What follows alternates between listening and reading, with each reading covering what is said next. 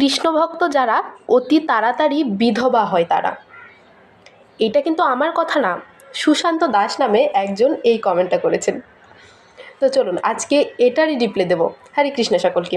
তো এই কমেন্টটা দেখে সর্বপ্রথমে আমি আগে স্তব্ধ হয়েছিলাম, তারপর প্রচণ্ড পরিমাণে আগে হেসেছি যে একজন সনাতনী চিন্তাধারা কতটা নিম্ন লেভেলের হতে পারে, যে যারা কৃষ্ণ ভক্ত তারা নাকি তাড়াতাড়ি বিধবা হয়।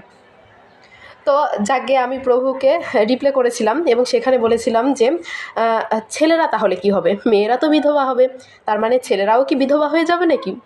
তো তার বক্তব্য ছিল এরকম, ছেলেরা তাড়াতাড়ি মারা যাবে, ছেলেরা তাড়াতাড়ি মারা যাওয়ার সার্টিফিকেট অর্জন করছে এই কৃষ্ণ ভজন করে, আর মেয়েরা নাকি বিধবা হওয়ার সার্টিফিকেট অর্জন করছে কৃষ্ণ ভক্ত হয়ে।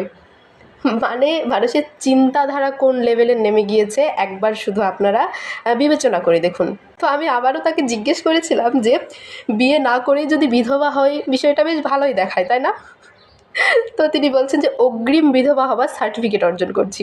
তো আপনাদের উদ্দেশ্যে একটাই কথা বলতে চাই, আপনারা যারা কৃষ্ণ ভজন করছেন না তার মানে এই নয় যে একজন কৃষ্ণভক্ত হয়েছে তাকে আপনারা টেনে আপনার পথে নিয়ে যাবেন বা তাকে টেনে অভক্ততে পরিণত করবেন।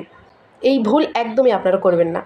আপনি কৃষ্ণভক্ত হতে পারেননি তাতে কি হয়েছে, আজ না হয় কৃষ্ণভক্ত হতে পারেননি, 2 দিন পরে আপনিও কৃষ্ণভক্ত হয়ে যাবেন, 2 দিন পর আপনিও জীবহত্যা ছেড়ে দেবেন, আপনিও ভগবানকে প্রসাদ নিবেদন করে তারপরে গ্রহণ করবেন।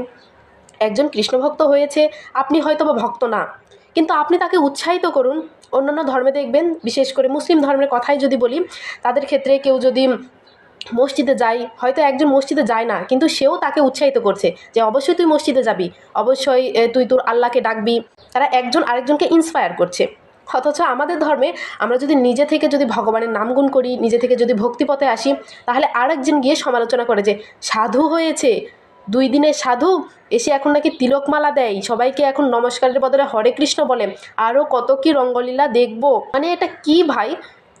একজন সনাতনী হয়ে সে সনাতন ধর্মেরই সবচেয়ে বড় শত্রু, মানে কিছু আর বলার নেই।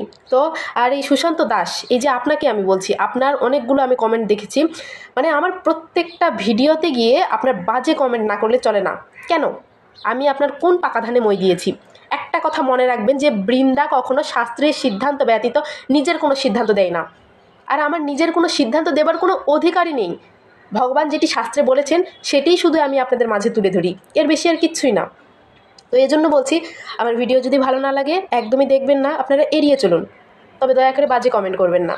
আর হ্যাঁ, কৃষ্ণের জন্য বিয়ে হওয়ার আগেই যদি বিধবা হয় সে তো অনেক ভালো, আমি কৃষ্ণ ভজনেই ব্রতী হতে পারবো, আর আপনাদের সকলের কৃপায় যেন আমি ভগবান শ্রীকৃষ্ণের সেই দিব্য আলোয় গোলক বৃন্দাবনেই যেতে পারি, তাতেই আমার সার্থকতা।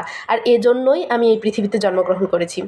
আশা করি আপনারা সকলে বুঝতে পেরেছেন, আর ভিডিওটা অনেক বেশি বেশি শেয়ার করে সকলকে জানার সুযোগ করে দেবেন। হরে কৃষ্ণ।